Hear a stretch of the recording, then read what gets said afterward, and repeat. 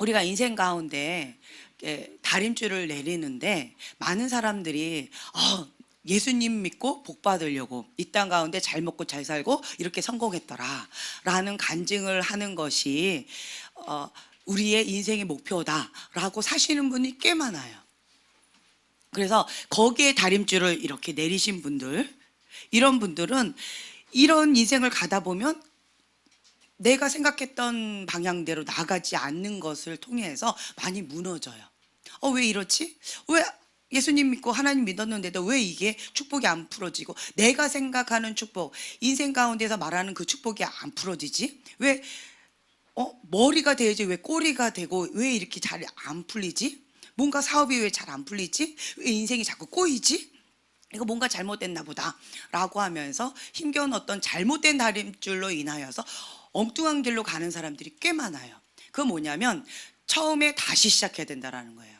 다른 말로 말씀드린다면 진리의 다림줄, 하나님의 말씀의 다림줄로 우리가 반듯하게 다시 내려야 된다는 거예요. 교회 다니는 사람들 가운데에서 인생 가운데 내가 성공하고 싶다, 그리고 내가 명예를 얻고 싶다, 내 야망을 성취하고 싶다라고 하는 그러한 어떤 목표를 가지고 신앙생활을 하는 사람이 꽤 많아요. 그래서 대가 지불하거나 훈련받기를 어려워해요. 왜냐하면 그냥 편하게 다니고 싶은 거예요. 편하게 그냥 적당히 하나님 믿고 말씀 믿고 그냥 그렇게 살다가, 그래서 내가 원하는 그것을 예수님의 이름을 빙자해서 취하고 싶다라는 거예요. 그렇기 때문에 어떤 대가 지불하거나 어떤 고난 이런 것들은 내가 받고 싶지 않다, 그런 마음이 무의식 가운데 있다라는 거예요. 그런데 여러분, 주님을 알아가면 알아갈수록, 주님 앞에 나아가면 나아갈수록 내가 생각했던 것과 너무나도 다르다라는 것을 느끼시지요. 그렇죠? 교회 가면 좀 뭔가 잘 풀릴 것이다라고 기대하고 왔더니 오히려 나 자신이 깨지고 무너지고 부서지는 그런 시간들 가운데에서 주여 하고 주님 앞에 부르짖지 않으면 힘겨운 그런 시간들을 보내고 있고, 그리고 주님 앞에 금식하면서 나 자신을 무너뜨리는 그런 시간, 내 힘 이 빼는 게 참 어려워요. 그렇기 때문에 이 힘을 빼기 위해서 금식하면서 내 힘 좀 빼기 위해서 부단히 주님 앞에 애쓰고 힘쓰는 그러한 모습으로 내가 기대했던 모습이 아닌 다른 모양으로 가고 있어요. 왜냐하면 하나님이 생각하시는 것과 인간이 생각하는 것이 많이 다르다라는 거예요. 우리가 방금 봤던 것처럼 우리는 인생 가운데 좀 잘 성공하고 싶다, 뭔가 하나님의 음성을 들어서 뭐 잘 될 것에 투자를 하고 이거만 하면 좀 잘 될 것 같아 하고 뭔가를 하나님의 이름으로 영적인 계시를 통하여서 이렇게 탁탁탁 해가지고 성공된 길을 가고 싶다, 이런 목표로 나아가고 있다라는 거예요. 하지만 하나님은 그게 아니에요. 우리 방금 읽었던 본문의 말씀처럼 예레미야 30장 22절의 말씀처럼 우리 한번 찾아볼까요? 저번 주에도 찾아서 봉독했었는데 너희는 내 백성이 되겠고 나는 너희의 하나님이 되리라, 그 약속의 말씀입니다. 자, 한번 예레미야 30장 22절 말씀입니다. 자, 한 목소리를 봉독하겠습니다. 너희는 내 백성이 되겠고 나는 너희들의 하나님이 되리라. 네, 아멘. 하나님께서는 이것을 가지고 여러분들을 끌어당기시기도 하고 풀어주시기도 하고, 그런데 사람들은 꼭 돼지같이 주염 열매 먹고 싶어서 내가 원하는 그것을 취하기 위해서 주님 앞에 나아가요. 그러면서 머리를 씁니다. 가룟 유다처럼 예수님을 팔아먹는, 예수님을 가지고 장사하는 그런 경우도 참 많이 있어요. 원치는 않지만 인간이 그렇게 나가는 사람들도 꽤 많아요. 왜 큰 교회에 가기를 원합니까? 왜 성공하기를 원합니까? 나의 야망, 내가 원하는 그것을 넓은 장에서 뭔가 펼치고 싶다라고 하는 자기의 계획, 이런 것들이 많이 있다라는 거예요.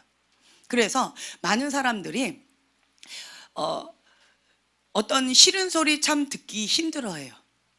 훈련받고 연단받고 뭔가 주님 앞에 예수님의 이름으로 인한 고난을 받기를 거부하고 있는 사람들이 많다라는 거예요. 그런데 우리가 예수님의 제자의 길을 가려고 한다면 우리가 성장을 해야 돼요. 어릴 때는 그냥 아무 데서나 응애응애 울거나 아니면 그냥 기저귀를 차고 다녀도 애기니까 그냥 귀엽게 봐주고 웃는 것만 해도 잘 먹고 잘 자고 그냥 하는 것만으로도 그냥 예뻐요. 하지만 이제 자라나가야 될 사람들이 여전히 누워가지고 응애응애 울고 있다면 그것만큼 가슴 아픈 게 없을 거예요. 그렇죠? 그래서 하나님 앞에 우리가 영적으로 성장해 나아가야 돼요. 예수님이 장성하신 그 분량처럼 우리가 자라나가야 되는데 그렇게 하기 위해서는 반드시 대가 지불이 있다라는 거예요. 그전에는 내가 원했던 거 내 마음대로 살았는데 예수님의 기름 부음을 받았어요. 하나님의 사명을 받았어요. 그 순간부터 연단이 시작된다라는 거예요. 이제는 너는 너가 주인이 아니다. 너는 내 백성이다. 나는 너의 하나님이다. 내가 너의 주인이다. 라고 하면서 하나님께서 원하시는 그런 모양으로 하나님의 사람으로 빚어가고 계신다라는 거예요. 그래서 많이 힘겨워요. 이전에는 내가 했던 대로 마음껏 하고 싶은데 하지 말라고 하는 게 너무 많아요. 그리고 안 하고 싶은데 하라고 하는 게 너무 많아요. 근데 하나님의 사람으로서 성장해 나아가길 원한다면 이 과정을 누구나가 반드시 거쳐야 된다라는 거예요. 아멘. 그래서 여러분들이 하나님 앞에 성장해 나아가길 원하십니까? 자라나가길 원하십니까? 아니면 성장이 딱 멈추길 원하십니까? 성장이 멈췄다라는 것은 지금 잠들고 있다라는 것이고 다른 말로 생명력이 줄어들고 있다라는 것이고 서서히 식어지고 죽어져 가고 있다라는 거예요. 사람도 마찬가지고요. 교회도 마찬가지고 말씀과 기도로 우리가 생명력 있게 주님 앞에 계속 자라나가야 되는데 영적인, 육적인, 혼적인 영양 공급을 먹으면서 우리가 하나님 앞에 하나님을 닮아가면서 자라가야 되는데 그것을 딱 멈추는 그 순간 우리는 그때부터 시들어가기 시작한다라는 거예요. 그래서 여러분들은 날마다 주님께서 주시는 영의 양식 그리고 하나님께서 주시는 영적, 혼적, 육적인 양식을 계속 먹고 하나님의 형상대로 한 걸음 한 걸음 자라나가야 되는데 그렇게 하기 위해서는 뭐냐면 첫 번째로 내가 쥐고 있었던 거를 좀 내려놔야 돼요. 내가 옳다고 생각했던 이런 패턴들을 좀 내려놔야 돼요. 내가 고집했던 이런 것들을 좀 내려놔야 돼요. 우리가 저번 시간에 조하리의 마음의 창에 대해서 우리가 배웠어요. 네 번째 영역은 성령님께서 조명해 주셔야지만 알 수 있는 그런 영역이다라고 우리가 배웠습니다. 나도 모르고 다른 사람도 몰라요. 오직 하나님만 아시는 영역입니다. 다른 말로 얘기한다면 우리가 빙산이 있는데 그 밑에 무의식 세계인 거예요. 감춰져 있는 이 커다란 무의식 세계, 여기는 하나님만이 아시는 거예요. 근데 많은 사람들이 이것을 직면하기를 거부합니다. 왜냐하면 이런 부분 가운데 이 무의식 세계 가운데 꼭꼭 눌렀던 것은 뭐냐면 내가 힘겹기 때문에 내가 감당하기 어려우니까 직면하기가 두려우니까 회피하거나 혹은 이것을 예쁘게 포장하고 싶어서 꾹꾹 눌렀던 너무 충격을 받아서 내가 감당이 안 되니까 그냥 묻어버렸던 그런 영역들이 참 많이 있다라는 거예요. 근데 하나님께서 이 영역을 계속 드러내십니다. 무엇을 통해서? 성령님께서 조명해 주시는 거예요. 성령님께서 조명해 주시면서 이 영역을 감춰져 있던 이 영역, 숨겨져 있던 이 영역을 계속 드러내 주시는데 그런데 어떤 분이 이런 질문을 하셨어요. 나는 이 영역이 잘 보이지 않아요. 그러면 이 영역을 가지고 계속 드러내 달라고 기도해야 됩니까? 라고 질문하셨던 분이 계셔요. 아닙니다. 내가 성령님께서 조명해 주시지도 않은 영역을 내가 그것을 휘어 파가지고 할 필요는 전혀 없어요. 다만 다만 나는 이것을 감당하기 어려워서 이거를 대하고 싶지 않은데, 이 문제를 증명하고 싶지 않은데 성령님께서 계속 조명해 주셔요. 이 각도로 저 각도로 다양한 방면으로 계속 조명해 주시면서 이것을 인식시켜 주세요. 그래서 내가 이것을 인식하고 견디기 힘들어요. 이제는 이것이 나는 모릅니다라고 부인하기가 너무 어려울 정도로 이걸 계속 드러내 주신다라는 거예요. 다른 말로 이것은 내가 감당하기 어려운 문제이기 때문에 이거를 이렇게 드러내는 것을 원치 않는 영역이에요. 근데 성령님께서 계속 드러내 주고 계시는 거예요. 다른 말로 성령님께서 이 사인이 뭐냐면 수술할 때가 됐다. 수술할 때가 됐으니까 이것을 이제 꺼내자. 이제는 직면하자. 이제는 인식하고 이것을 하나님의 손에 내어 맡겨서 수술을 받자라는 사인으로 다양한 각도로 주님께서 계속 다양한 각도로 이거를 비춰주신다는 거예요. 성령의 조명을 받는다라는 거예요. 그때는 우리가 볼 수 있는 눈, 깨달을 수 있는 귀가 있는 지혜로운 자는, 주님 앞에 엎드려 있는 자는요, 성령님께서 조명해 주시는 것을 인지합니다. 아멘. 그런데 무지한 자, 미련한 자는요, 성령님께서 조명해 주심에도 불구하고 이거를 거부하면서 오히려 분노를 냅니다. 꼭 과인과 같은 반응을 해요. 내 아우가 어디 있느냐라고 했을 때 이거를 성령께서 조명을 딱 해주신 건데, 가인은 분노하면서 이것을 이렇게 공격적으로 한다라는 거예요. 거부한다라는 겁니다. 이건 미련한 자예요. 하지만 성령님께서 이것을 조명해 주셨을 때 첫 번째로 우리가 해야 될 반응이 뭐냐면 겸손히 엎드리는 거예요.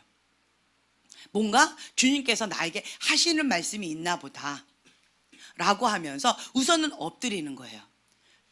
주님 말씀하시옵소서, 주의 종이 듣겠나이다 라는 마음으로 어떠한 말씀이라 할지라도 내가 감당하고 그것을 받아들일 수 있도록 주님 내 마음을 지켜주시고 그것을 감당하기 원합니다 라는 마음으로 엎드리는 거예요. 그러면 주님께서 그 부분을 계속 더 드러내시면서 심각성을 더 드러내 주셔요. 그러면 이때 나는 이것을 인정해야 돼요. 아, 내 안에 이런 것이 있구나 라고 인정하는 거예요. 그런데 어떤 사람들은 이렇게 해요. 성령님께서 조명해 주시지도 않는데 사람이 그거를 막 꼬집어서 휘업하면서 사람이 그것을 막 드러내려고 하는 사람들이 있어요. 그건 정죄입니다. 그것은 판단입니다. 그것은 하나님 자리에 자기가 서 있는 거예요. 이거는 아니에요. 성령님께서 조명해 주시는 거를 저는 말씀을 드리는 거예요.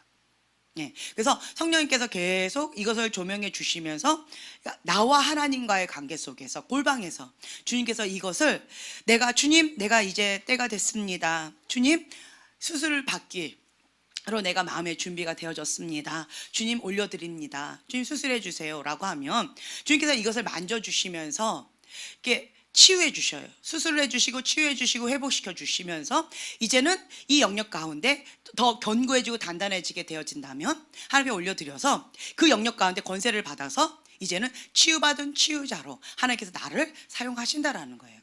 이 과정을 누구나가 밟게 되어집니다. 그런데 지혜로운 자는 나를 그냥 있는 모습 그대로 하나님 손에 딱 맡겨드린 자는 하나님께서 여기까지 계속 이끌어 주시지만, 계속 고집부리면서 거부하면서 힘을 이렇게 쓰는 사람들은 그만큼 연단도 길어질 뿐만 아니라 고통도 힘겨움도 더 길어지고 어려움도 더 많아질 수 있다라는 거예요. 그래서 지혜로운 자는 하나님께서 수술대 위에 올리셔서 뭔가를 하시려고 하실 때는 그것이 성령님이다라는 것을 깨닫는 자는요, 주님 주의 뜻대로 이루어지다라고 하면서 그냥 온전히 죽는 모습처럼 아파도 힘겨워도 그냥 주님 앞에 그냥 나아가는 거예요. 그런데 이 영역 가운데서 그것을 딱 거부한 그런 인물들이 있었어요. 누구냐면 가인도 있었고 또 사울왕. 사울왕이 자기 아내 하나님의 왕국이 아닌 자기 왕국을 세우는 것, 그리고 하나님을 두려워하는 자가 아니라 사람을 두려워하는 자다라는 것을 내 안에 무의식 세계 가운데 있었어요. 누구만 아셨어요? 하나님만 아셨어요. 본인도 속고 있었고요, 백성들도 속고 있었어요. 그런데 이것을 하나님께서 드러내 주셨어요. 드러내 주셨을 때 사울 왕은 내가 사람을 두려워하여서 사람들 앞에 수치가 드러나는 것, 왕으로서 체면이 깎이는 그것이 싫으니까 하나님이 나를 떠난다 할지라도, 하나님 나와 함께 하지 않는다 할지라도 사람들 앞에서 내 체면을 좀 세워주세요 라는 모양으로 더 비참하게 나아갔어요. 하나님 상관없고 사람들 앞에서 그게 그냥 적나라하게 드러났어요. 사람들은 모르고요, 나는 알게 되어졌어요. 사건을 통해서. 그렇다면 그때 사울 왕이 한번 그렇게 했다 할지라도 다시 한번 주님 앞에 엎드려서 회개하면서 나아갔다면 또 다른 스토리가 이어졌을지도 모르겠어요. 하지만 사울 왕은 돌이키지 않았습니다. 결국은 여호와의 신이 떠나고 뭐가 임했어요? 악신이 임했어요. 하나님이 직접 다루신다라는 거예요. 결국은 하나님과 나 사이에서 이것을 하나님 앞에 내 수치를 드러났을 때 하나님 앞에 엎드려서 회개의 자리로 나아가지 않는다면 결국은 사람들 앞에서 더 비참한 수치가 드러난다라는 거예요. 사람들 앞에서 왕으로서 체면이 깎이는 그 수치를 가리려고 하다가 더 큰 수치가 드러나 버렸어요. 그리고 거기서 헤어나오지 못하는 결과가 되어졌다라는 거예요. 그래서 여러분들은 지혜로운 자는 하나님께서 드러내실 때, 성령님께서 조명해 주실 때, 그때는 다른 게 없습니다. 그냥 하나님 앞에 회개하는 자리로 그냥 꼬꾸라지는 거예요. 하나님 앞에 엎드리는 거예요. 회개의 영을 부어주세요. 주님, 회개의 영을 부어주세요. 내가 깨닫지 못했던 그런 영역들, 주님께서 심각하다라고 말씀하시는데 나는 그 심각성을 인지하지도 못하고 그냥 대수롭지 않게 생각했던 그런 영역들이 있는 것 같습니다. 주님, 용서하여 주시옵소서. 이 영역을 주님 더 적나라하게 주님 앞에 드러내 주시옵소서라고 하면서 하나님 앞에 엎드리는 거예요. 그러면 그 부분을 하나님께서 계속 수면 위에 떠오르게 해주셔서 하나님 앞에 수술을 받게 되어진다면, 그러면 하나님의 온전한 사랑으로 이거를 사랑으로 이렇게 덮어주시는 은총을 받게 되어집니다. 이게 지혜로운 자예요. 네. 지금은 여러분들 안에 있는 것들이 계속 수면 위로 올라오는 시즌입니다. 이게 없다라고 한다면 지금 이 강의를 제대로 잘 따라오고 있지 않는 거예요. 내 안에 어떤 것들이 계속 올라오고 있는 것들을, 그거를 여러분들이 느끼고 계실 거예요. 하나님이 아닌 다른 어떤 것을 내가 잡고 있는 것은 있지 않는가. 성령님께서 책망하고 성령님께서 말씀하시는 그 어떤 영역이 있지 않는가. 이렇게 물으면서 나아가는 거예요.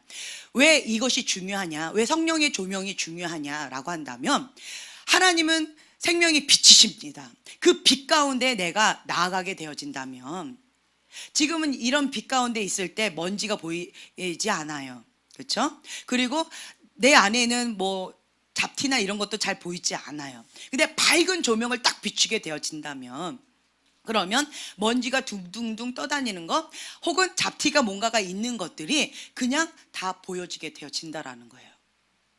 하나님 앞에 내 안에 있는 그러한 것들이 수치가 다 드러나게 되어진다라는 거예요. 다른 말로 하나님의 거룩하신 그 앞으로 나아갈수록 거룩하신 하나님 앞에 민감하게 되어지면서 죄에 대해서 민감해진다라는 거예요. 성령님께 민감해지면서요, 죄에 대해서 민감해져요. 그래서 사람들은 에이 그거 갖고 그래 라고 말을 하지만, 하나님의 사람은 성령님께서 책망하시는 것, 그 기준점이 달라요. 사람들이 말하는 죄다 아니다라는 그 기준점으로 하는 것이 아니라 성령님께서 나에게 말씀하신 그 기준 잣대로 나를 대한다라는 거예요. 그래서 성령님께서 그것은 죄다라고 말씀하신 그 영역 가운데 민감해진다라는 거예요. 성령님께서 그것을 기뻐한다라고 하시는 것 가운데 내가 민감해진다라는 거예요. 그래서 여러분들이 하나님 앞에, 그 거룩하신 하나님 앞에 가까이 나아가면 나아갈수록 내가 더 거룩함으로, 그리고 겸손함으로 주님의 사랑 가운데 계속 고개 숙여져 나아가게 되어진다라는 거예요. 그래서 하나님의 영광의 빛 가운데 내가 계속 젖어들게 되어진다면 내 얼굴에 생명의 빛, 영광의 빛이 이렇게 발하게 되어져요. 그래서 얼굴이, 주님을 믿는데 얼굴이 계속 죽어간다, 그러면 뭔가 잘못된 다림줄을 대고 있는 거예요. 잘못된 다림줄이라는 거예요. 이게 40대가 지나가면 그러면 자기의 얼굴에 책임을 져야 된다라는 얘기가 있어요. 그 전에는 생긴 대로 삽니다. 그런데 40대가 지나가면 그 얼굴이 예쁘든 밉든 다 그렇게 되어지면서 이 얼굴의 성격이 다 드러난대요. 예, 아멘. 그래서 그 얼굴이 이렇게 환하신 분이 있고요, 혹은 얼굴이 우거지상이 있는 분들이 있어요. 그리고 잘 웃지 않으시는 분들은 얼굴이 뻣뻣하게 굳어 있는 사람들도 있고요, 예, 긴장해 있는 사람도 있고요, 자기만 행복한 사람도 있고.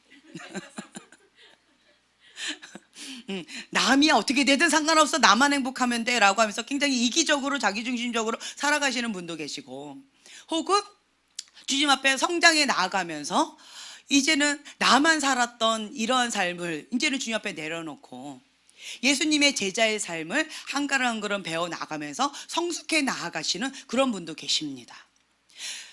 하나님을 알아가면 알아갈수록요, 깊은 계시가 있어요. 주님께서 원하시는 그 말씀의 메시지가 있어요. 예전에는 사랑합니다, 축복합니다 말하기는 쉬워요. 그런데 그 사랑한다라고 하는 그 말 가운데 진짜 그 의미를 담아서 하게 되어진다면, 저번에 제가 말씀을 드렸던 것 같아요. 사랑과 정욕의 차이가 무엇일까? 기억나시나요? 사랑과 정욕의 차이.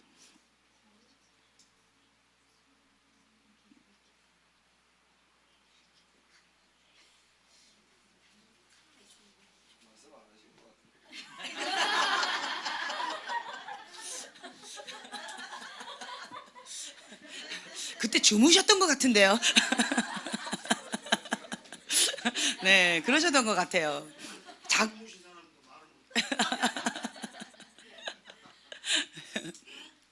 네.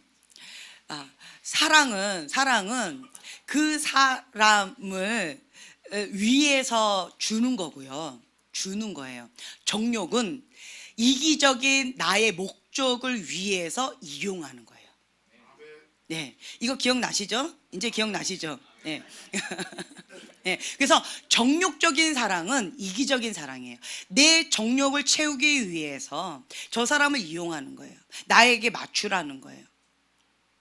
그런데 하나님의 사랑, 이 사랑은 뭐냐면 그 사람을 도와주는 거예요. 그 사람이 잘 될 수 있도록 그 사람의 입장에서 하는 거예요. 주는 사랑이에요. 정욕을 내가 받기 위해서 하는 거고요, 내 이기적인 목적을 위해서 하는 거, 나를 위해서 하는 거지만 사랑은 그 사람을 위해서 하는 거예요. 이 차이점을 아시겠나요? 네.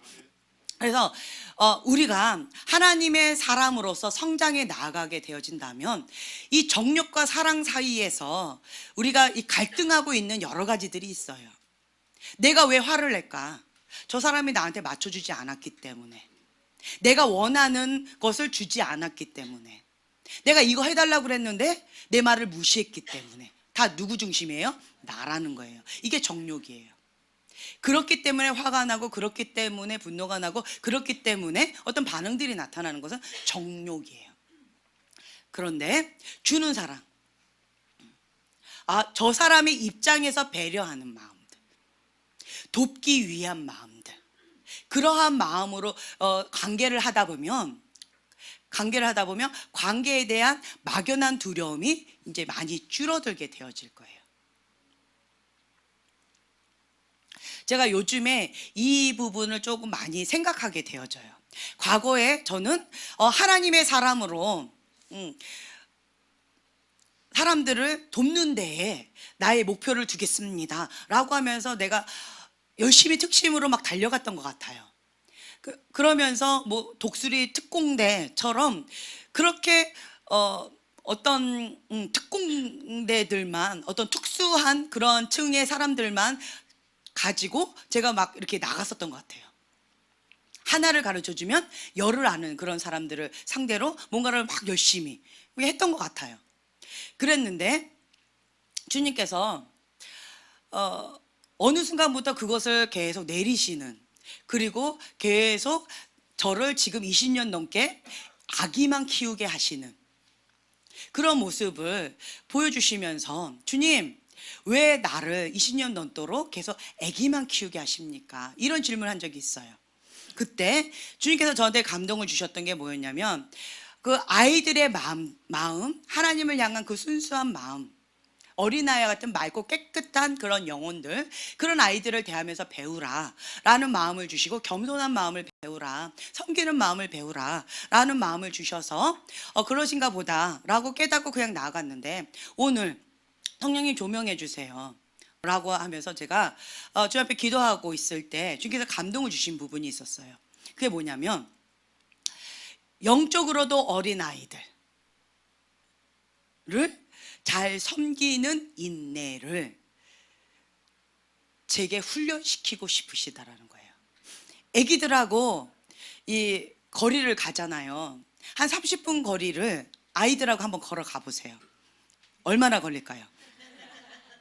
저 혼자 집에서 여기까지 오면 대중교통으로 한 1시간 반이면 와요. 근데 우리 애기들을 데리고 대중교통으로 왔더니 얼마나 걸렸을까요? 예, 3시간 걸렸어요. 애들은 그냥 가지 않아요. 뭐가 있으면 구경도 해야 되고, 다리 아프면 쉬어야 되고, 갑자기 응급사항이 또 생기고, 그리고 먹고 싶으면 또 먹어줘야 되고, 예, 그리고 타야 되는데, 엄마 저 사람들이 무서워요, 다음 배 타요, 자리가 없어요, 이러면 그냥 맞춰줘야 되고, 네, 뭐 여러 가지들이 있어요. 그래서 이 어린아이들을 데리고 뭔가 하는 거는 참 쉽지가 않은 거예요. 그래서 하나님, 오늘 제가 이러한 질문을 이렇게 했었어요. 성령의 조명을 받는 데 있어서 나는 무엇에 가치를 두고 있는가? 주님, 나는 무엇에 가치를 두고 있습니까? 그러면서 성령의 조명을 이렇게 받고 있는 나의 그런 모습들, 그걸 보면서 깊이 묵상하는 시간을 가졌는데, 나는 어디에 가치를 두고 살아갔는가? 그렇다면 예수님은 어디에 가치를 두고 살아가고 계시는가? 주님은 내가 어디에 가치를 두고 살아가기를 원하시는가? 이것에 대해서 질문을 하는 거예요. 예수님은 십자가의 사랑을 받아들이라, 십자가의 사랑을 받아들이라, 이 말씀을 계속 주셔요, 요즘에. 그럼 이 네 번째 영역, 내가 알지 못했던 이 영역 가운데 주님이 계속 그 말씀을 주시는 거예요. 십자가의 사랑을 받아들이라, 그걸 받아들이라, 이 말씀을 주시는데, 예수님은 그 십자가의 사랑으로 전부를 주셨어요. 그래서 한 분 한 분이 예수님의 핏값짜리라는 거예요. 한 영혼 한 영혼이 소중하다라는 거예요. 그런데 나는 그렇게 생각하지 않았어요. 나는 그렇게 살지 않았어요. 입으로는 그렇게, 성경에서 나와 있으니까 입으로는 그렇다라고 말은 했겠지만, 내 머리로, 내 가슴으로는 이것이 와닿지 않았어요. 하나님은 그러세요. 하나님은 그러시고, 하나님 그러시기 때문에 나는 거기에 맞춰서 해야 되는 의무가 있어, 의무감으로 받아들였었어요. 그런데 예수님은 계속 십자가의 사랑을 받아들여라, 십자가의 사랑을 받아들여라. 예수님의 십자가의 사랑, 전부를 다 주신 그 사랑을 내가 받아들이게 되어진다면 나는 얼마나 소중한 존재인지에 대한 나에 대한 가치에 대해서 인식하게 되어진다라는 거예요. 내 존재감, 내 가치, 이것에 대해서 하나님께서 계속 조명해 주시는 거예요. 그런 시간을 요즘에 갖고 있습니다. 그러면서 예수님께서 나를 위해서 십자가의 사랑을 보여주신 것뿐만 아니라 한 영혼 한 영혼을 위해서 그렇게 하셨을 텐데, 예수님은 왜 십자가의 사랑에 가치를 두셨을까? 그것을 위해서 이 땅에 오셨습니다. 십자가의 사랑을 보여주시기 위해서 이 땅에 오셨다라는 거예요. 그 사명을 감당하기 위해서 오셨다라는 거예요. 그 영혼들을 구원하기 위해서 오셨다라는 거예요. 참된 자유, 하나님의 백성이 되게 하기 위해서 오셨다는 거예요. 하나님이 하나님 되심, 그리고 내가 하나님의 백성임을 십자가의 사랑으로 보여주셨다라는 거예요. 그것이 우리의 인생의 목표라는 거예요. 사람들은 제각기 자기가 원하는 대로 나아가고 있어요. 자기가 원하는 다림줄을 가지고. 하지만 우리가 이런 부분에 계속 뭔가가 어긋나고 뭔가가 계속 삐그덕거린다, 뭔가 소리가 난다 라고 한다면 잠시 이것을 내려놓으라는 거예요. 하나님이 나의 하나님 되시고 내가 하나님의 백성으로서 참된 그 권리, 참된 그 자유함을 누리고 있는가, 하나님과 나의 관계 속에서 이것이 하나님이 원하시는 그 목표대로 내가 나아가고 있는가, 그리고 다른 표현으로 나를 통해서 그 십자가의 사랑이 이루어지고 있는가, 예수님께서 원하셨던 그 가치에 나도 중요성을 인식하고 있는가. 사람들을 바라보는 눈이 많이 달라지게 될 거예요. 나를 위해서 살았던 이기적인 모습이 점점 무너지는 그런 시간이 될 거예요. 제가 살아가면서 인간은 정말 이기적이다라는 걸 참 많이 느껴요. 사람들은 다 자기중심적이에요. 어른이 돼도요, 똑같아요. 아니, 더 이기적으로 변하는 것 같아요. 네. 더 이기적으로 변해요. 그리고 여자도 마찬가지인데 남자도 더 강해요. 특히 한국 남자들. 가정에서 대장이다 보니까 내 맘대로, 그동안에 어릴 때 한 맺혔던 것을 결혼하고 나서 마음껏 푸는 거예요, 그냥. 그러면서 정말 애기처럼 이기적으로 하는 경우들이 참 많이 있는 것 같아요. 없는 가정도 있겠죠? 없는 가정도 있을 거예요, 분명히. 네, 아멘. 그러실 거예요. 많이 있을 거예요. 그런데 보편적으로 말씀드리는 거예요, 보편적으로. 보편적으로 그런 가정들이 참 많이 있어요. 제가 이제 사람이란 정말 이기적이고 정욕적이다, 자기중심적이다. 그렇지만 하나님을 알아갈수록, 영적으로 성장해 나아갈수록, 속사람이 건강해질수록 이기적인 이런 정욕적인 것들이 많이 죽어져 가고 무너지는 것. 속사람이 건강하다라고 하는 것은 마음의 평강을 얼마나 잘 유지하느냐. 우리가 저번 시간에 배웠죠. 네. 내가 영적으로 성숙하다라고 하는 것은 이 평강, 마음을 지키는 거예요. 무엇보다도 생명의 근원이 이 마음에서 납니다. 그렇기 때문에 마음을 지키라라고 하셨던 그 주님의 말씀을 내가 생명줄처럼 잡는 거예요. 어떤 폭풍 가운데서도 마음을 빼앗기지 않아요. 왜요? 내 안에 주님이 계시기 때문에. 내가 하나님의 것이니까.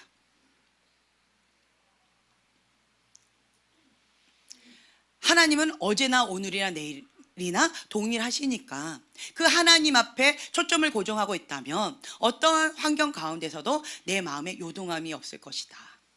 그런데 내가 시선을 뺏기는 그 순간 이것이 막 폭풍을 치는 거죠. 그래서 다시 주님 앞에 회개하면서 시선을 주님 앞에 고정하는 것. 내가 하는 건 이거. 그리고 하나님의 바라봄의 법칙에 의해서 주님을 바라보면서 성장해 나아가고 닮아져 나아가는 것. 언제까지요? 주님 앞에 설 때까지 우리가 그렇게 나아가는 거예요. 그러면서 성장해 나아가는데 그렇게 하기 위해서는 훈련과 연단이 반드시 필요하다. 이것을 회피할 수 없다. 그 연단과 훈련은 고통이다, 고난이다, 힘겹다. 하지만 그것이 나에게는 양약이 된다.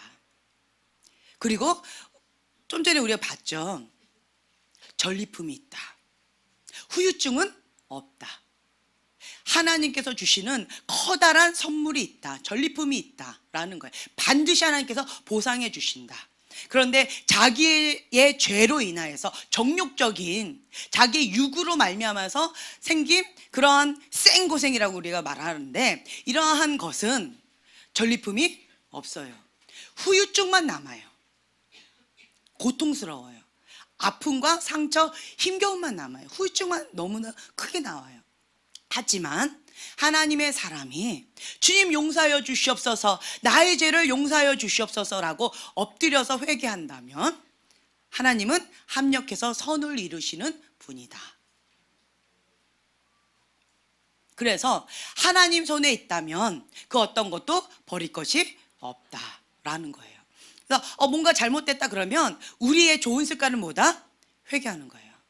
주님 앞에 계속 말씀의 기준점 가운데 나의 모든 것들을 계속 맞추는 거예요. 잘못됐구나, 회개, 자리. 그렇구나, 회개, 자리. 어떤 분을 중보하면서 제가 재미있는 그러한 거가 있었었는데 생명력이 죽어버렸어요. 무감각증, 감정이 없어요. 생명이 없어요. 살아가는 소망이 없어요. 너무나도 힘겨운 인생의 폭풍 때문에 사람을 바라보면 무너지고 살 소망을 잃어버렸어요. 그래서 그냥 사는 거예요. 그런데 하나님께서는 그 부분 가운데에서 뭐라고 말씀하시냐면 시선을 뺏겼다. 사람을 바라보지 말고 나를 바라봐라. 주님을 바라보라는 거예요. 생명의 근원이신 주님을 바라볼 때 그 생명력이 옵니다. 산 소망이신 주님을 바라볼 때 소망이 와요. 주님을 바라볼 때 사랑이신 그 주님을 바라볼 때 사랑을 받아요. 왜냐하면 잘못된 다림줄을 다려서 그래요. 사람한테 기대한 거, 사람한테 뭔가 사랑을 받으려고 한 거, 사람한테 뭔가 저 사람을 통해서 뭔가 얻으려고 했던 어떤 것들, 이런 것들을 다 이제는 내려놓으라 라고 하는 거예요. 그래서 이제는 하나님과 나 사이에 다시 새롭게 다림줄을 내리자. 다른 말로요, 예수님과 내가 새롭게 첫 출발을 하자. 신랑과 신부로서 예수님을 나의 신랑 삼아서 새롭게 시작하자. 그 얘기인 거예요. 지금 현재 부부간의 아름다운 그런 가정도 참 많이 계실 거예요. 예, 아멘. 하지만 그 사람을 바라보면 낙담이 되고 힘겨운 사람도 좀 계셔요. 예, 그런데 이런 가정에서 그런 가정 가운데에서 예수님을 신랑 삼으시라는 거예요. 예수님, 나의 신랑은 예수님이십니다. 얘기해 보세요. 예, 아멘. 남자분이 나의 신랑은 예수님이십니다라고 말하기가 조금 그렇죠. 하지만 우리 모두는 하나님의 아들이요, 예수님의 신부예요. 예, 그렇기 때문에 여러분들이 나의 뭐라 할까요? 나의 배우자는 예수님이십니다. 예, 나는 예수님과 함께 삽니다. 예, 이렇게 살아가시면 좋을 것 같아요. 그랬더니 막 소망이 생기는 거예요. 예수님이 나의 신랑이시고 하나님께 초점 고정해서 주님을 바라봤을 때, 십자가의 사랑을 바라봤을 때 그 십자가 사랑이 막 밀려오는 거예요. 하나님은 나한테 아가페 사랑을 주셔요. 사람은 나한테 주는 것보다 달라고 하는 게 더 많아요. 그렇지만 하나님은 달라고 하는 것보다 주시는 게 더 많아요. 그래서 그 하나님한테 공급을 받아야 돼요. 공급을 먼저 받으셔야 돼요. 공급을 계속 받아서 그 생명도 공급받고 소망도 공급받고 그 말씀을 먹으면서 믿음도 성장해 나아가면서 그렇게 주님 앞에 성장해 나아가면서 하나님과 나 사이에 더 돈독해져야 돼요. 그러면 속사람이 먼저 건강해져야 돼요. 이게 되어지고 난 다음에 그 다음에 하나님께서 주신 그 사명을 우리가 감당할 수 있어요. 이게 되지 않은 상태에서 뭔가 한다 마르다 같아요. 그냥 몸만 움직이는 거지 몸과 마음과 생각은 따로따로 노는 거예요. 하나님은 사랑이 없는 행동은 다 꽹가리에 지나지 않다라고 하셨어요. 그것이 불법이다라고 말씀하셨어요. 그래서 여러분들이 먼저 하나님과 나 사이의 관계를 먼저 돈독하게 견고하게 세우시는 것이 아주 중요합니다. 그 견고한 그 터 위에 하나님과 나 사이의 말씀의 다림줄, 하나님과 나 사이의 십자가의 사랑의 다림줄, 모든 것을 다 감당해 주셨던, 모든 걸 다 용납해 주셨던 그 사랑의 다림줄을 딱 견고하게 세우고 난 다음에 그 다음에 이웃을 내 몸처럼 사랑하는 거예요. 그 영혼을 사랑하는 거예요. 주님의 사랑을 받아서 그 사랑을 주는 거예요. 정욕적인 사랑이 아닙니다. 내 욕심을, 내 정욕을 채우기 위해서 뭔가 뜯어내기 위해서 하는 사랑이 아니라 그런 인간관계가 아니라 그냥 아무 이유 없어요. 그냥 그 사람이 잘 되는 것을 바라는 거예요. 그 사람이 잘 되기를 바라는 마음에서 그냥 아낌없이 주는 사랑으로 이렇게 되어져요. 기대하는 것이 없기 때문에 그 사람이 잘 되어지면 그걸로 그냥 감사가 나와요. 그리고 그것에 대해서 하나님 앞에 하나님 영광의 열매를 올려드립니다. 저 영혼이 하나님 앞에 잘 성장해 나가고 있네요. 하나님 영광 받아주세요. 이러한 고백이 그냥 나와져요. 여기까지 아직 경험을 못 하셨죠? 네. 여러분들이 그렇게 되어질 것입니다. 네. 그래서 여러분들이 먼저 내가 하나님 앞에 그 십자가 사랑을 받아들여야 된다는 거예요. 그 십자가 사랑을 계속 받아들이면서 주님의 사랑을 흘려보내는 그런 가운데 있는데, 근데 35페이지에 보면은요, 이제 거절의 벽, 우리가 잘못된 다림줄로 해서 거절의 벽, 그리고 반항의 벽이라고 우리가 표현을 했었어요. 그리고 지금까지 배워왔습니다. 근데 이 거절의 벽 가운데 벽돌을 하나씩 이렇게 세워 나가고 있으면서, 그러면서 이 거절을 계속 받다 보면은, 그러면 어떻게 되어지느냐, 신뢰가 깨져버려요. 거절받지요. 관계에 있어서 거절을 받지요. 그럼 신뢰관계가 깨어지고요. 신뢰관계가 깨어지면 사랑도 깨어집니다. 그래서 우리가 뭔가가 힘겹다라고 한다면 어디를 한번 먼저 볼까요? 앞에 이걸 먼저 좀 봤으면 좋겠는데 22페이지 한번 봐주세요. 거절의 벽. 이게 뭐가 있는지 한번 읽어볼게요.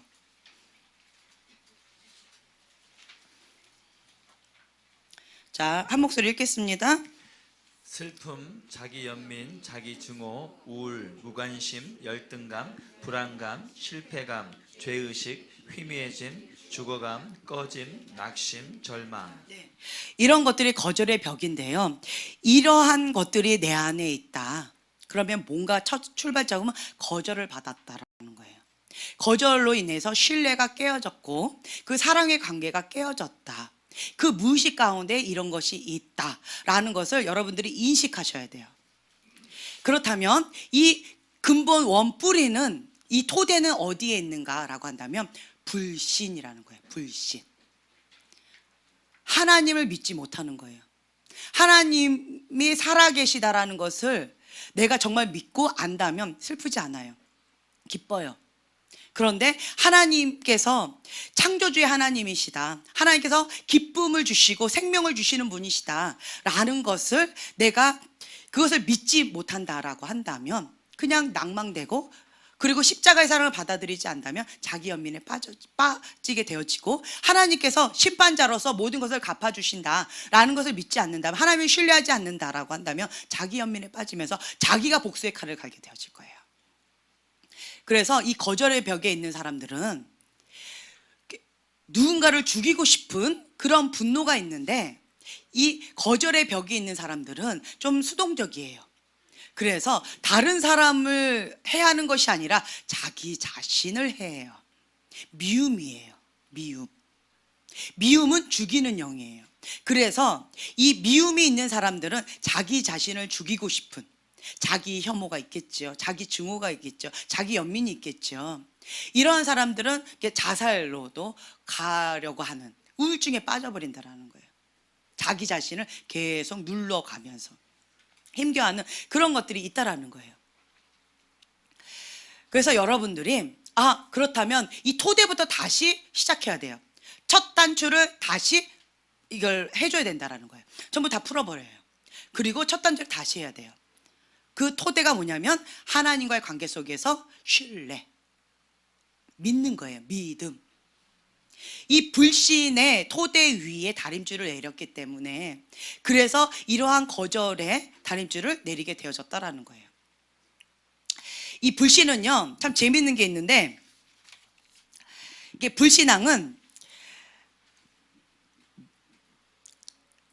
신앙은 하나님의 말씀을 믿는 거예요. 그렇죠? 신앙인은 하나님의 말씀을 믿는 자를 신앙인이라고 우리가 표현합니다. 그렇죠? 그러면 불신앙은 뭘까요? 예, 하나님 말씀을 안 믿고, 그리고 또 뭘까요? 사람은요, 자기가 믿는 대로 행동해요. 그리고 사람은요, 뭔가 믿고 움직여요. 불신앙도 뭔가를 믿어요. 저 사람이 그렇게 하지 않을 것이다, 믿는 거예요. 저 사람이 나를 거절했으니까 또 거절할 것이다, 믿는 거예요. 정말 이해가 되세요? 그래서 불신앙은 믿음이 없는 것이 아니라 잘못된 것을 믿는다라는 거예요. 다른 말로요, 마귀의 거짓말을 믿는다라는 거예요. 신앙인은 하나님의 말씀, 진리의 말씀, 사랑의 말씀을 믿고 받아들이는 건데, 불신앙은요, 마귀의 말, 거짓의 말을 믿고 받아들인다라는 거예요. 그래서 하나님이 말씀하신 그 진리의 다림줄대로 내가 살아가지를 못해요. 하나님께서 그렇게 안 하실 거야. 하나님 나한테 그렇게 안 해주셨거든. 또 슬픈 일이 있을 거야. 또 어려운 일이 있을 거야. 또 불행이 닥칠 거야.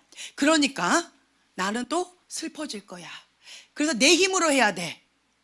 이렇게 믿는다라는 거예요. 그것이 거짓말이고 사단의 속임수라는 거예요. 그거를 믿는 거예요.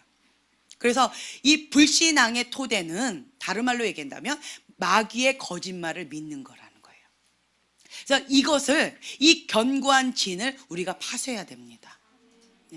하나님의 진리의 말씀을 받아들여야 돼요. 여러분들이 하나님의 말씀 가운데 뭔가 살아가는데 뭔가 불안하다, 힘겹다, 주님을 믿는다면 불안하지 않아요. 왜요? 하나님이 하실 것이다 기대하기 때문에, 하나님 안에 소망이 있기 때문에 불안하지 않아요. 하나님은 신실하신 하나님이시다, 약속의 하나님이시다 라는 것 때문에 두려워하지 않아요. 주님이 나와 함께 하신다, 하나님이 해결자이시다 믿는다면 담대함이 생겨요. 하나님은 나를 응원하시는 분이다 라고 믿는다면 담대하게 나아가는 거예요. 그리고 이러한 순간들이 나한테는 지금 힘겨운 고통이지만 하나님께서 합력해서 선을 이룰 것이다 라고 믿는다면 하나님을 기대하게 되어진다는 거예요. 그래서 소망을 갖게 되어지고 기쁨이 임해요. 그런데 거짓된 마귀의 소리를 믿게 된다면 슬프잖아, 저 사람 또 상처 줄 거야, 이 사람이 상처 줬지? 저 사람도 언젠가는 너를 배신하고 또 상처를 줄 거야. 그 말을 믿기 때문에 사람을 두려워하고 사람을 기피하고 마귀의 거짓말 가운데 계속 끌려가는 거라는 거예요. 그래서 여러분들이 나는 하나님의 말씀을 믿는 자입니다. 아멘. 그래서 사단아 내 뒤로 물러갈지어다, 예수의 이름으로 떠나갈지어다 라고 하면서 여러분 계속 거부하셔야 돼요. 치유가 될 거야, 회복이 될 거야. 아니야, 저 사람한테는 그렇게 됐지만 나는 아니야. 이 누구 얘기예요? 예, 사단의 얘기라는 거예요. 그리고 잘못된 권위자의 영향을 받아서 누군가가 부정적인 그러한 소리를 우리가 마음속으로 영의 소리를 듣기도 하지만, 그렇죠? 그렇지만 이런 마귀의 소리를 그냥 떠도는 어떤 걸로 들은 게 아니라 사람의 입으로 누군가의 입을 통해서 듣기도 해요. 어떤 사람은 천사의 소리를 전달하는 사람이 있고요, 하나님의 사랑의 메시지를 전달하는 사람이 있고요, 어떤 사람은 마귀의 메시지를 전달하는 사람이 있어요. 참소의 메시지를 전달하는 사람이 있어요. 어둠의 소리를 전달하는 사람이 있다라는 거예요. 그래서 내가 하나님의 사람이다 라는 이 정체성이 분명히 세워진다면 여러분 이 부분에 깨어 있으셔야 돼요. 깨어서 나는 한 입으로 두말하지 않겠다라고 계속 깨어서 이 말이 살리는 말인가 죽이는 말인가 계속 이 부분을 물어보세요. 내 육의 반응으로는 팍 나가면 무슨 말이 나가요? 죽이는 말이 나가요. 그런데 성령님께서 내 입을 탁 막아주셔요. 그리고 뭐가 나가요? 어떤 분은 이 소리도 하지 말래요 이제는. 이것이 본인을 살리는 메시지인 것을 모르시고 그냥 방언을 하면서 성령님께서 내 입을 막아주시는 거예요. 그리고 뭐로 돌리고 있어요? 죽이는 말을 지금 생명의 말로 바꾸고 계시는 거예요. 그리고는 샤바라바라바 끝났으면 이제 뭐가 나와요? 살리는 말이 나가는 거예요. 이 돌리는데 시간이 걸릴 뿐인 거예요. 그렇죠? 여러분 그러시잖아요. 그래서 여러분들이 지혜롭게 계속 나는 죽이는 말을 하고 있는가, 나는 살리는 말을 하고 있는가, 나는 내 안에 있는 게 내 입으로 나가는 거예요. 내 안에 죽이는 영이 있는가, 내 안에 살리는 영이 있는가. 말 한마디로 죽일 수도 있더라고요. 어떤 분이 막 독소를 막 퍼부으셨어요. 독을 쏟으면 어떻게 될까요? 거기는 쑥대밭이 다 죽었어요. 다 불타 죽었어요. 그런데 뭐라고 하냐면 왜 죽었어? 이래요.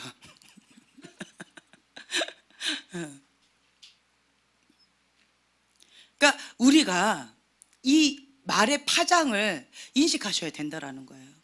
그래서 하나님의 사람으로서 성장해 나아가는 데 있어서 첫째로 우리가 입술을 먼저 첫째로 절제하셔야 돼요. 절제. 그래서 침묵. 왜 침묵을 해요? 죽이는 말을 하느니 차라리 침묵하는 게, 가만히 있는 게 50점은 먹고 들어간대요. 그래서 이거를 침묵하는 거예요. 근데 살리는 말은요, 열심히 하셔야 돼요. 열심히. 살리는 말은 열심히 하시고 죽이는 말은 침묵. 그래서 제가 침묵합니다. 지금까지도. 지금까지도 계속 침묵하는 거예요. 그러면서 이렇게 말을 계속 경청해 듣는 거예요. 어떻게 하면 살리는 말을 잘 하는가. 어저께 저희 목사님하고 어디 이제 기업 신방을 갔었는데 저희 목사님은 입을 여시면 살리는 말씀을 참 잘하시더라고요. 그래서 정말 살리는 말씀을 정말 저렇게 예쁘게 잘하실까 감탄을 하면서 그냥 가만히 듣고 있었어요. 같은 말인데 이렇게 예쁘게 참 잘하시는구나. 이렇게 하시는구나. 이제 이런 거를 배우는 거예요. 여러분들도 그러니까 내 입술을 먼저 성령님께 드려야 돼요. 먼저 드려야 돼, 이 입술을. 그리고 그 외의 시간은 계속 방언을 많이 하셔야 돼요. 방언을 계속 하면 성령님께서 내 입술을 계속 주장하시기 때문에 내 입술 가운데서 이 죽이는 말이 나가려고 할 때, 부정적인 말이 딱 나가려고 할 때 내 입을 딱 막아주셔요. 차라리 그러면 방언을 하면서 침묵하시는 게 지혜롭다라는 거예요. 제가 저번 시간에 말씀드렸죠. 가만히 있는 게 하나님 나라를 위해서 도와드리는 경우도 있다라는 거예요. 열심히 특심으로 막 나간다. 자기 열심으로 나가면 오히려 하나님을 대적하는 일들을 할 수도 있어요. 그래서 차라리 모르겠으면 그냥 가만히 있는 게 하나님 나라를 위해서 득이 될 수도 있다. 그래서 여러분들이 그냥 계속 무시로 방언을 많이 하셔야 돼요. 그래서 언어 습관, 그러니까 언어의 축복이 있는 사람들은 저는 계속 정말 큰 축복이다 라고 말씀을 드려요. 근데 언어의 축복이 없는 분들은, 한국 분들 가운데에는 대다수가 그러신 것 같아요. 때때로는 저는 저만 그런 줄 알고 마음에 힘겨움이 있었는데, 이건 슬프지만 많은 분들이 저하고 동질감을 많이 느끼더라고요. 그래서 그 아픔을 같이 나누고 있잖아요, 여러분들. 언어 습관을 하려면 3년은 침묵하셔야 돼요. 벙어리 3년. 3년은 침묵하셔야 돼요. 최소한 3년은 침묵하시고 계속 방언을 그냥 무시로 하세요. 3년은. 그리고 부정적인 말은 아예 하지 않겠다라고 결단하셔야 돼요. 그리고 계속 방언을 하시고, 그리고 이 부분 가운데 내가 감당이 안 된다라고 한다면 이것이 풀어질 때까지 방언으로 주님 앞에 계속 엎드리셔야 돼요. 그리고 이거를 해를 넘겨서는 안 돼요. 쌓아두면 언젠가는 폭발을 해버려요. 주님 앞에 이걸 풀어야 돼요. 자기 관리 아주 중요하다라는 거죠.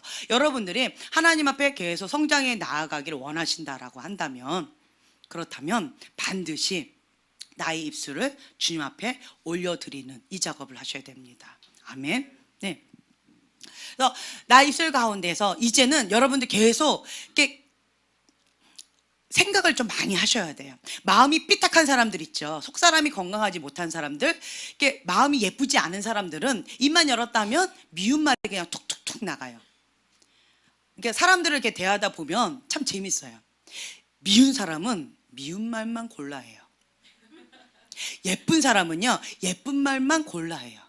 그래서 자기가 사랑받게끔 자기가 행동을 해요. 미운 사람은요, 자기가 미움 받게끔 행동을 해요. 제가 그거를 발견했어요. 그래서 여러분들이 왜 나를 자꾸 이렇게 사람들이 뭐라고 하지? 왜 사람들이 나한테 자꾸 이렇게 하지? 이렇게 생각하지 마시고요. 내가 뭔가 미운 짓을 하고 있지는 않는가? 내가 뭔가 하나님 앞에 성령님께 조명을 받아서 내가 알지 못했던 그 영역 가운데 드러낼 부분은 없지는 않는가? 성령님께 조명을 받아 보시라는 거예요. 그러면 성령님께서 이렇게 드러내 주셔요. 아, 내가 뭔가 무례했구나. 내가 거칠었구나. 그리고 내 안에 삐딱한 게 있었구나. 내가 하나님 자리에 있었구나. 내가 하나님 앞에 불신하면서 하나님보다 내가 앞서고 있었구나. 하나님께서 원치 않는 그 영역 가운데 내가 앞장서면서 뭔가를 하고 있었구나. 이런 것들을 깨닫게 해주실 거예요. 제가 여러분들한테 계속 말씀드리는 거, 중요한 거 한 가지가 있어요. 그게 뭐였냐면, 다른 건 다 잊어버리셔도 이거 하나는 기억하셔야 돼요. 지금 나에게 말씀하시는 그것 들으셔야 돼요. 그걸 보셔야 돼요. 그리고 그 말씀을 순종하셔야 돼요. 다른 거는 다 못해도 지금 나에게 말씀하시는 그것을 듣고 순종하고 그 말씀 가운데 내가 몸부림쳐야 돼요. 그거 하셔야 돼요. 그렇게 하는 사람은 날마다 성장합니다. 그리고 성령님께 민감해져 가요. 근데 이걸 하지 못하는 사람은 자기 음성 들어요. 자기 맘대로 살아요. 그리고 하나님하고 상관없이 살아요. 그리고 남도 속이고 자기도 속고 있어요. 여러분들이 지금 나에게 하나님께서 말씀하신 그것을 내가 듣고 있는가? 이걸 항상 생각을 해보셔요. 그렇다면 내가 성령님과 지금 친밀하게 성령의 인도하심 따라서 내가 가고 있구나. 이게 안 된다라고 한다면 내가 지금 현재 하나님과 좀 동떨어져서 내 맘대로 좀 뭔가를 하고 있었구나. 빨리 깨달으면 그럼 빨리 회개 자리에 나가서 주 앞에 엎드리시라는 거예요. 아멘. 네.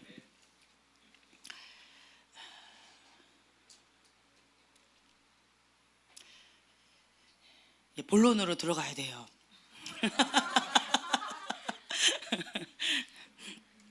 네. 본론으로 들어가야 되는데, 자, 우선은 여기 보면은요, 이 믿음, 이 사단의 이 거짓말, 그러니까 불신앙은 사단의 거짓말을 믿는다라고 했잖아요. 그러니까 제가 그냥 읽어드릴게요. 창세기 2장 16절 17절에 보면은 하나님께서 선악을 알게 하는 나무의 열매는 먹지 말라. 너가 먹는 날에는 반드시 죽으리라 라고 말씀하셨는데, 그랬는데 사단은 뭐라고 그러냐면, 간교한 뱀이 여자에게 물어 하나님이 참으로 너희에게 동산 모든 나무의 열매를 먹지 말라 하시더냐.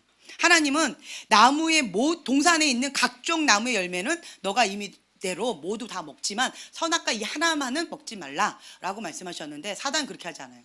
동산에 있는 모든 나무의 열매를 먹지 말라고 하더냐. 이런 식으로 포커스가 뭐예요? 어디로 초점을 갖게 해줘요? 선악과 하나에 탁. 이게 사단의 전략이라는 거예요. 하나님은 이 선악과에 초점을 맞추지 말고 다른 열매들을 마음껏 먹고 마음껏 행복하게 살아라, 여기에 포인트를 주셨는데, 사단은 어떻게 해요? 이 옥의 티 하나 딱, 이거를 하나님이 하지 말라고 하는 여기에 초점을 딱 맞추게끔 한다라는 거예요. 신실하신 하나님, 좋으신 하나님, 여기에 무한하신 감사의 제목들이 많이 있는데 나에게 주시지 않았던 요 하나의 포커스를 딱 맞추게끔 하는 것이 사단의 전략이라는 거예요. 그리고는 뱀이 뭐라 그러냐면 결코 죽지 아니하리라. 하나님의 말씀을 정면으로 대적합니다. 정령 죽으리라 라고 했는데 사단은 결코 죽지 아니하리라. 거짓말한다라는 거예요. 하와는 결국은 그 말을 믿어버렸어요. 그리고 하나님과 관계 속에서 죽었죠. 히브리서 3장 16절에서 19절 보면은, 이거는 한번 같이 찾아서 읽겠습니다. 히브리서 3장 16절에서 19절 말씀. 찾는 동안에 제가 말씀을 드릴게요. 이스라엘 백성들이 출애굽을 했어요. 그리고 이 출애굽한 사람들이 하나님의 계획은 가나안 땅, 젖과 꿀이 흐르는 가나안 땅에 들어가는 것이 하나님의 계획이었습니다. 하나님께서 주시고자 하는 믿음의 유업이었어요. 하지만 이것을 이스라엘 백성들이 취하지 못했어요. 무엇 때문에? 여기 나와 있습니다. 16절에서부터 19절 말씀 읽겠습니다. 듣고 격노하시게 하던 자가 누구냐? 모세를 따라 애굽에서 나온 모든 사람이 아니냐? 또 하나님이 40년 동안 누구에게 노하셨느냐? 그들의 시체가 광야에 엎드려진 범죄한 자들에게가 아니냐? 또 하나님이 누구에게 맹세하사 그의 안식에 들어오지 못하게 하려 하셨느냐? 곧 순종하지 아니하던 자들에게 아니냐?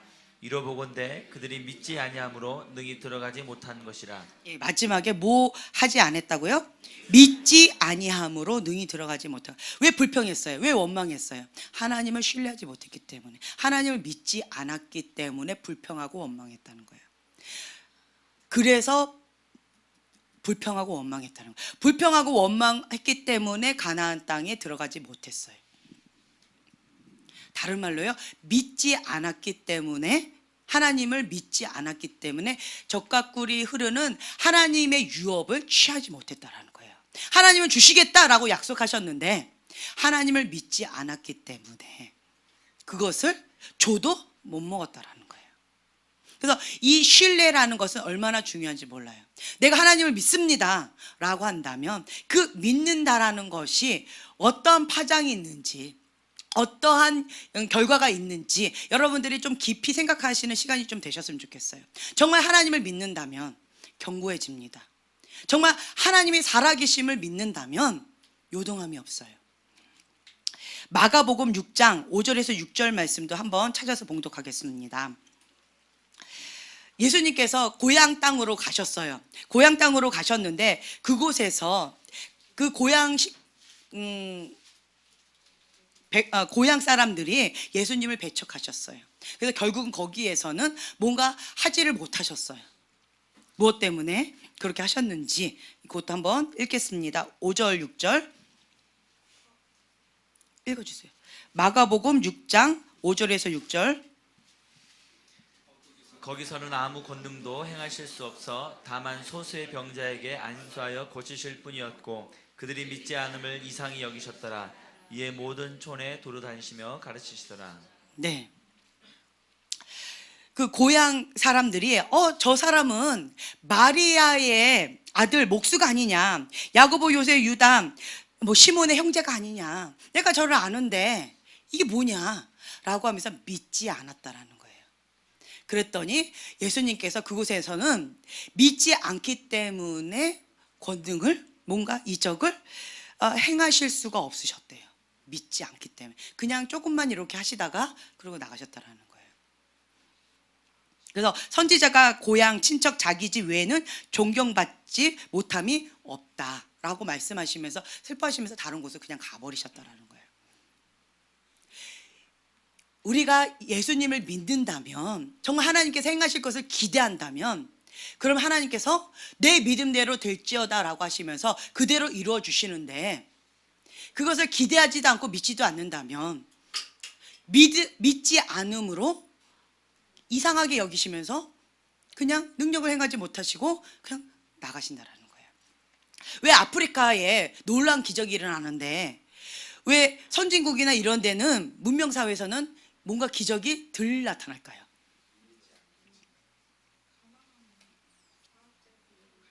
네, 한마디로 믿지 않기 때문에. 하나님이 행하지 않으셔도 다른 방법을 믿기 때문에. 아프리카는요, 전폭적으로 이 방법 외에는 없기 때문에 그냥 전폭적으로 믿어요. 의지해요. 그리고 될 때까지, 돌파가 이루어질 때까지 기도하고, 다른 방법이 없으니까 그렇게 믿고 돌파하고 끝까지 이렇게 나가요. 그리고 그 믿음대로 됐다고 할렐루야 하고 너무 기뻐해요.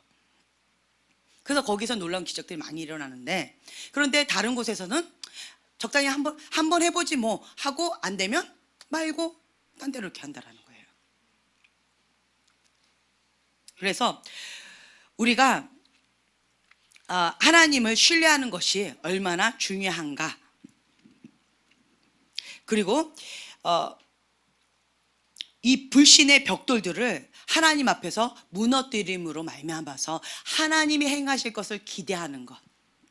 항상 기뻐하라, 쉬지 말고 기도하라, 범사에 감사하라. 이 말씀을 할 수 있는 것은 무엇 때문일까요? 하나님을 신뢰하기 때문에 할 수가 있어요. 이게 어렵다, 다른 말로 하나님을 신뢰하기가 어렵다는 거예요. 그렇다면 여러분들이 이 불신의 벽돌을 무너뜨리셔야 돼요. 저는 요 시간에 좀 유고를 좀 했으면 좋겠어요. 하나님, 내가 하나님을 믿는다라고 말로는 했지만, 입술로는 했지만 실질적으로 내 머리로는 했지만 이 실질적으로 가슴으로는 하나님을 신뢰하지 못했습니다. 이론으로는 내가 하나님 신뢰합니다라고 이론 필기로는 내가 100점을 받았는지는 모르겠지만 실전에 가서는 내가 하나님 신뢰하지 못하는 그런 영역들이 너무 많이 있었습니다. 하나님 앞에 이 부분을 좀 정면으로 직면하면서 좀 나갔으면 좋겠어요. 제가 하나님을 신뢰한다라고, 하나님을 믿는다라고 하면서 나아갔는데 순간순간 이렇게 무너지는 순간들이 있어요. 뭐냐면 그 신뢰가, 그 믿음이 퐁 하고 꺼질 때 갑자기 근심이 오거나 낙담이 되거나 내가 뭔가를 꽉 쥐려고 하는 뭔가 이런 반응들이 나오더라는 거예요. 그럴 때 왜 내가 이걸 잡고 있지? 내가 왜 오버 반응하고 있지? 내가 왜 이런 반응을 하고 있지? 그 근본 뿌리로 들어가면 불신의 마음이라는 거예요. 하나님을 신뢰하지 못하는, 하나님을 잘 알지 못하는 그런 마음이 있다라는 거예요. 그래서 여러분들이 주님, 내가 자기 연민에 빠졌었습니다. 내가 슬픔 가운데서 그 우울의 늪에서 나오지 못했습니다. 내가 자기 증오에 빠져서 힘겨워했었습니다. 실패감과 불안감 때문에 내가 많이 어려운 시간들을 보냈었습니다. 그런데 그 근본 뿌리가 하나님을 신뢰하지 못해서라고 오늘 배웠습니다. 지금 그렇다면 지금 이것을 제가 정직하게 하나님 앞에 고백합니다. 주님을 신뢰하지 못했습니다. 주님을 전폭적으로 의지하지 못했습니다. 내가 낙심하고 절망하면서 현실을 바라보면서 슬퍼했었습니다. 낙담했습니다. 근심했습니다. 걱정했습니다. 주님, 죄의식 가운데 내가 빠져서 힘겨운 그런 시간들을 보냈습니다.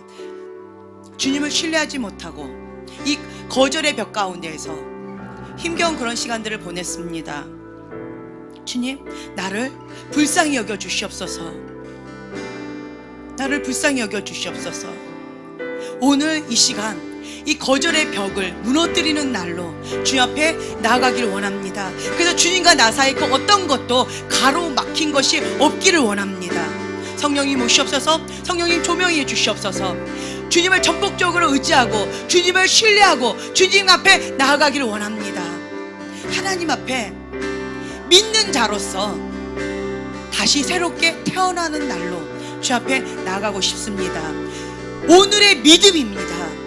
믿음은 어제의 믿음도 아니고요, 내일의 믿음도 아니고요, 지금 현재 하나님을 믿는 것입니다. 그 하나님을 우리가 믿습니다. 우리가 주여 한번 부르짖고 주님 앞에 기도하며 나가겠습니다.